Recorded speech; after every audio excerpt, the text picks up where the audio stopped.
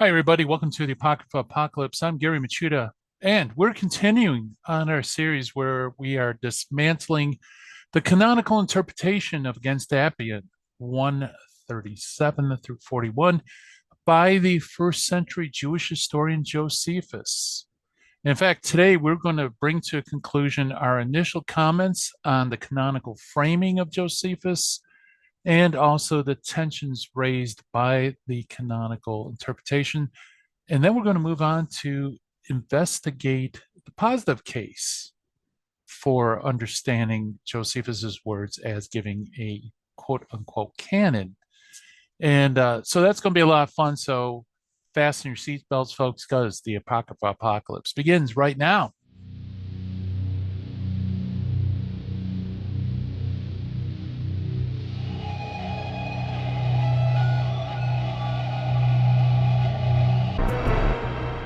Okay, we've covered a lot of ground so far in this series on Josephus. First, the canonical interpretation.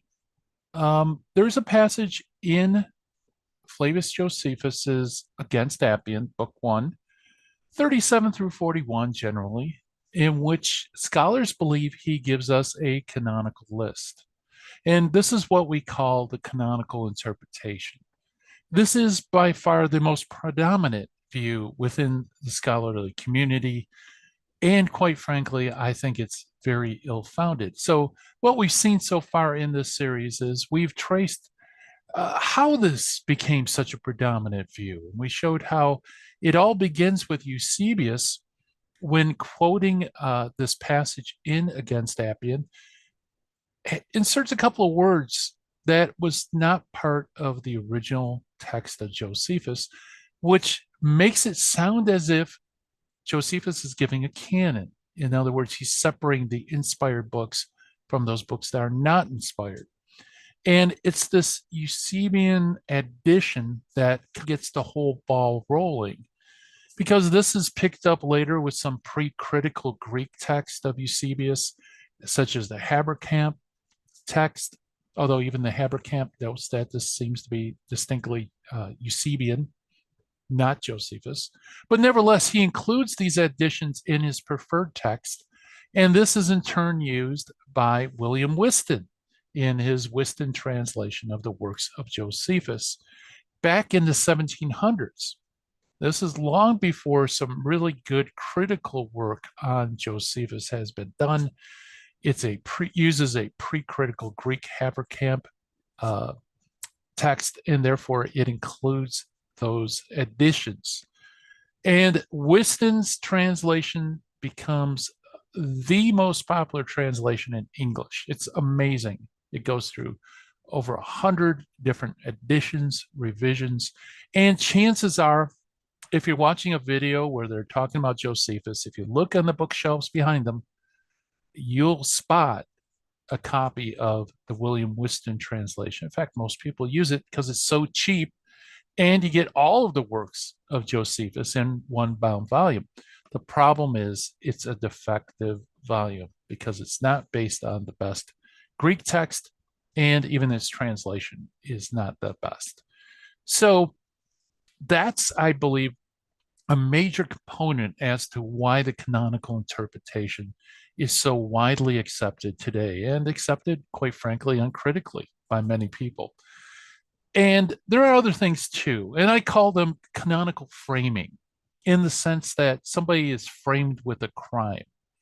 They didn't commit a crime, but someone had put evidence in place to make it seem as if they did commit the crime.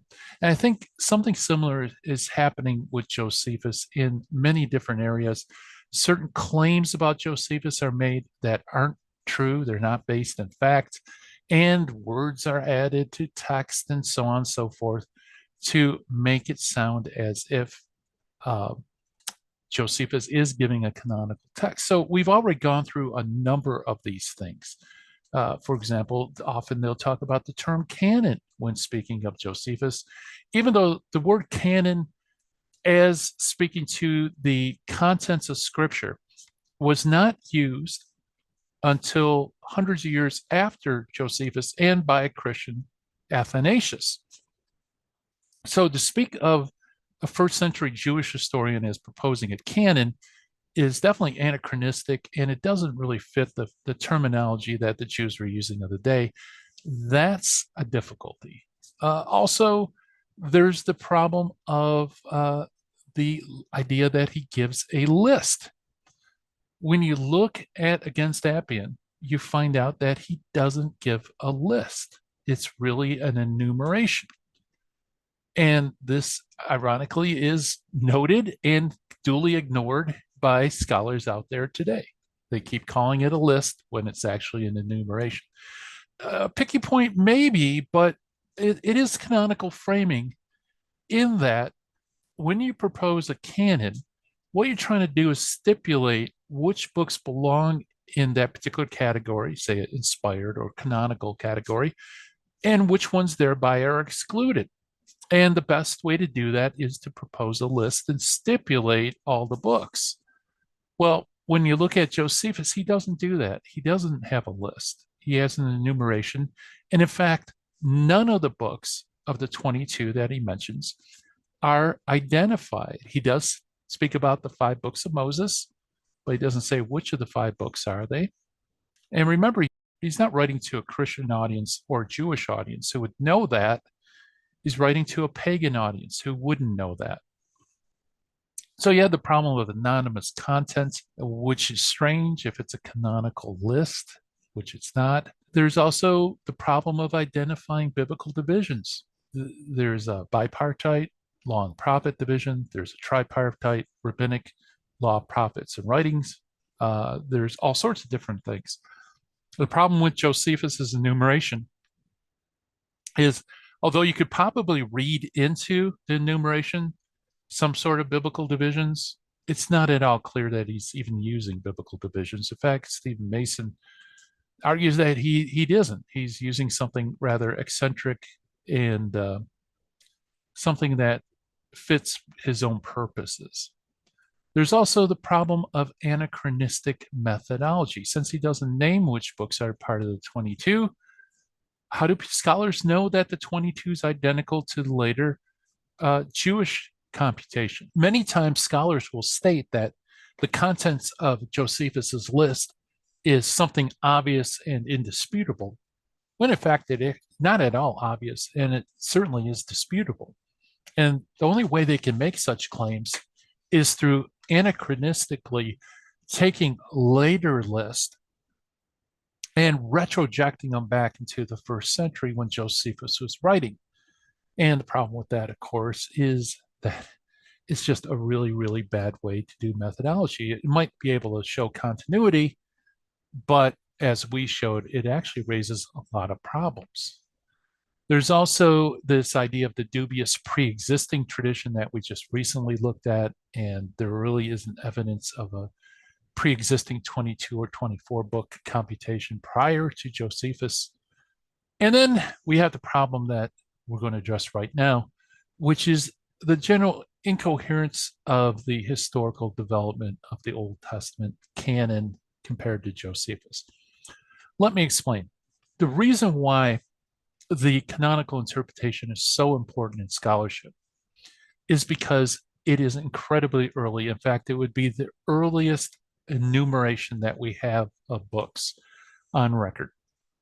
Josephus most likely wrote Against Appian sometime around the turn of the first century. So we're talking about late 90s AD or shortly after 100 AD, somewhere around there. This would be the earliest such enumeration that we have, and it's also Jewish.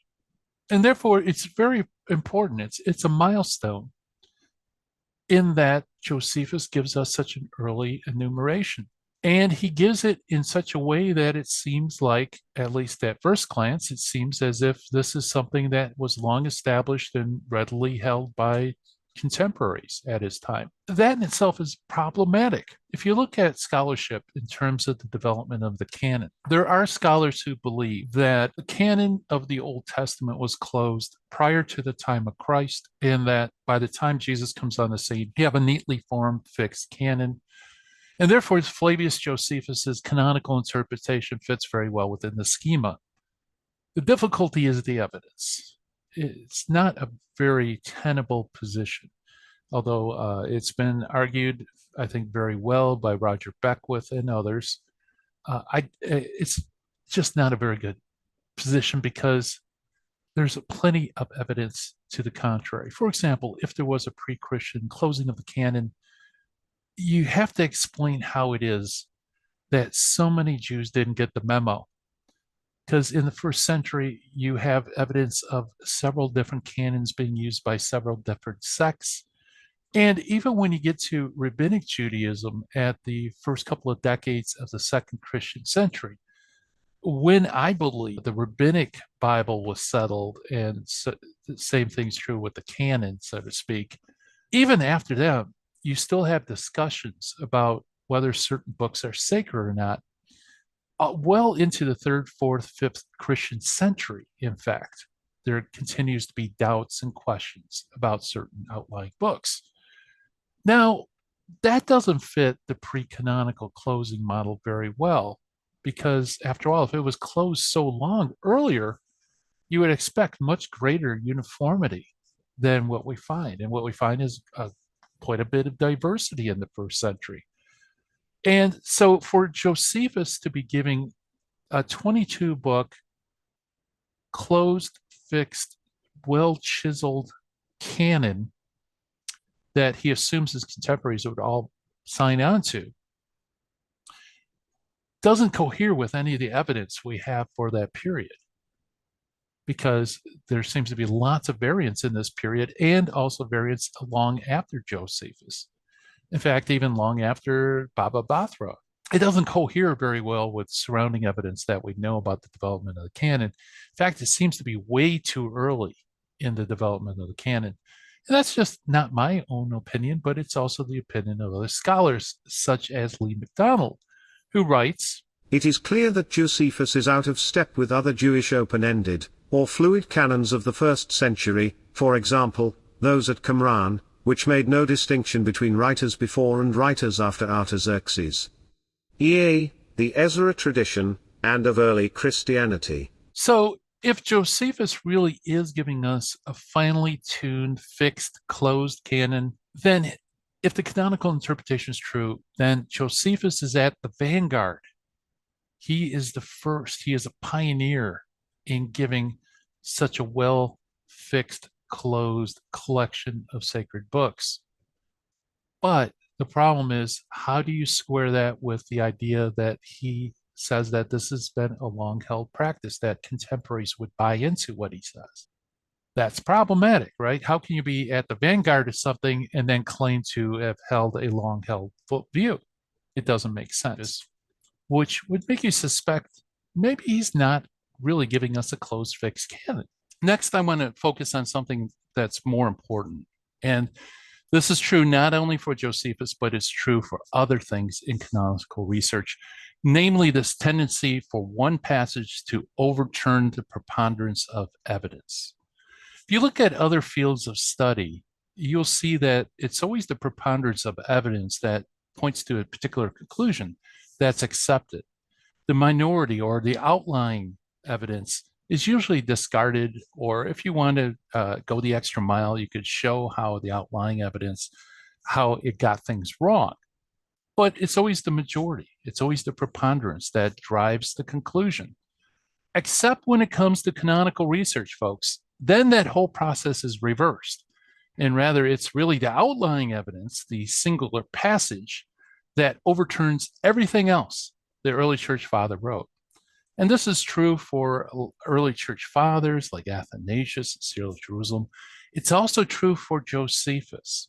And in fact, I'm going to use as an illustration for this episode one of the top Josephine scholars out there, in my humble opinion, who's Steve Mason, who's done some remarkable work with Josephus, very beneficial, but I think he makes this same kind of stumble that other people do.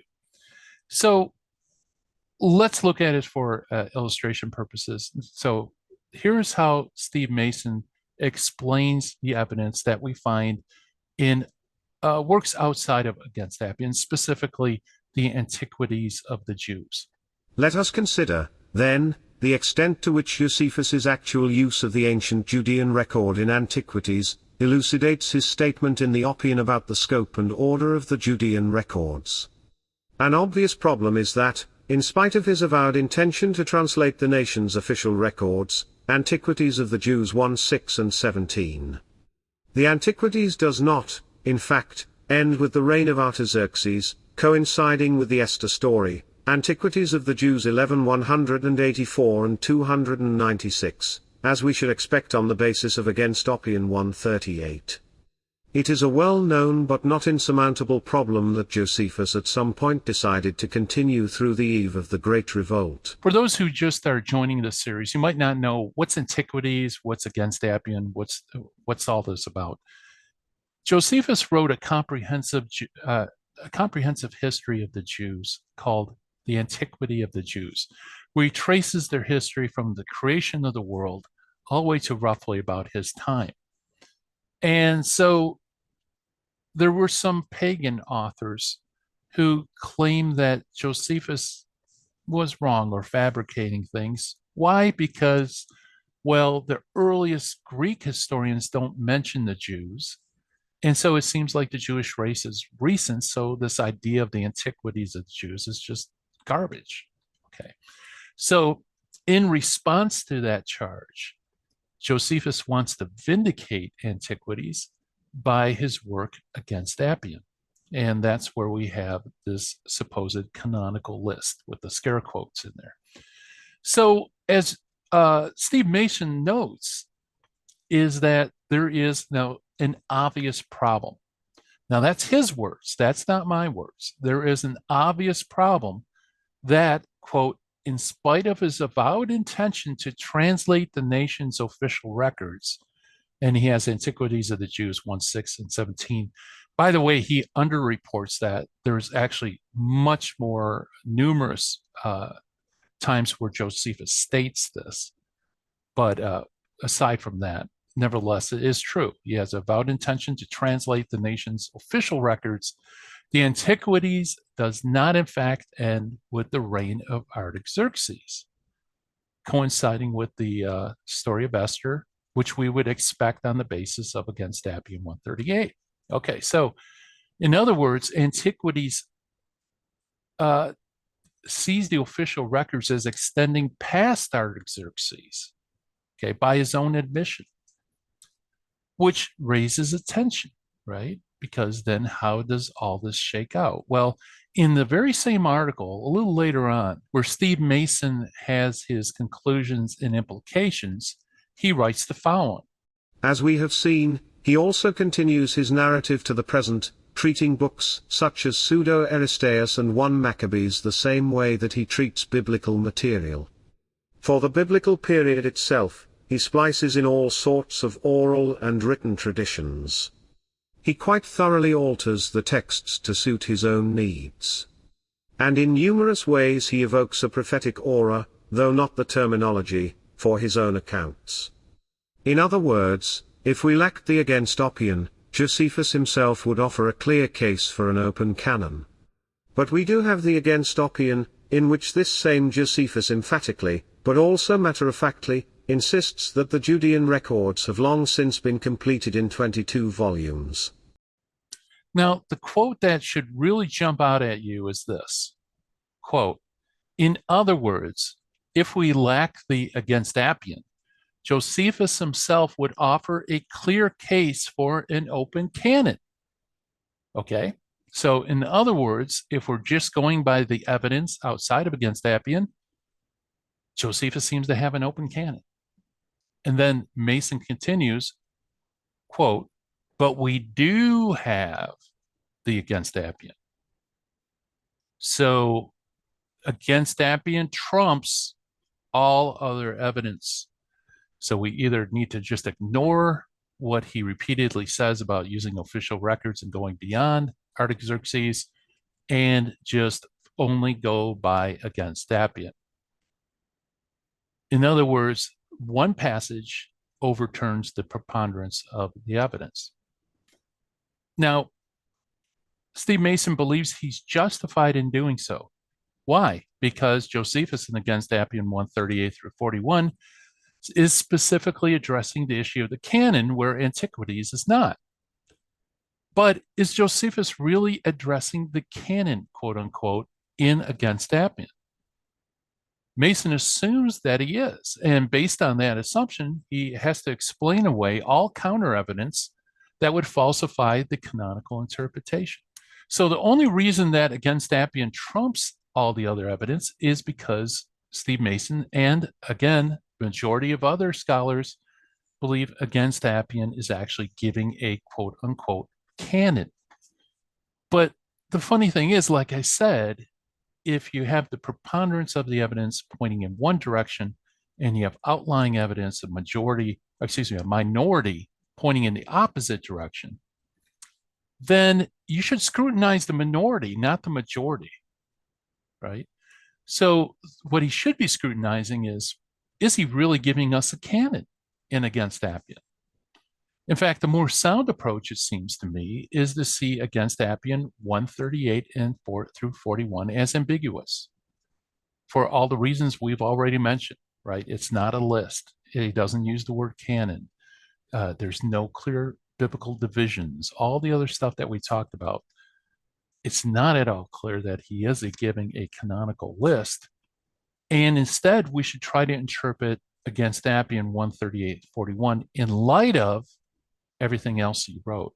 And that would prevent us from making Josephus into a kind of Dr. Jekyll and Mr. Hyde character, where on a spot, he completely reverses his process and basically repudiates what he wrote in Antiquities, which is odd because Against Appian was actually written to defend Antiquities, right? So very, very odd stuff.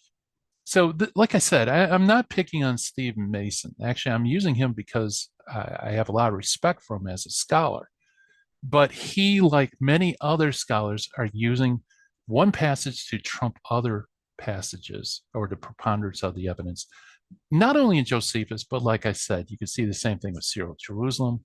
You see it with Athanasius. You can see it with many, many other instances of the same thing. And so what I'm going to do in this series is we're going to look at Against Appian. We're going to follow his argumentation. And what I think I can do is I can prove, or at least propose, a way in which you can understand Against Appian that doesn't flatly contradict what he wrote elsewhere. In fact, it fits perfectly with what he wrote elsewhere. So I hope you enjoyed the program. If you did, hit subscribe, hit like, leave a comment, helps with our algorithm. And until next time, I hope you have a great week. Bye-bye.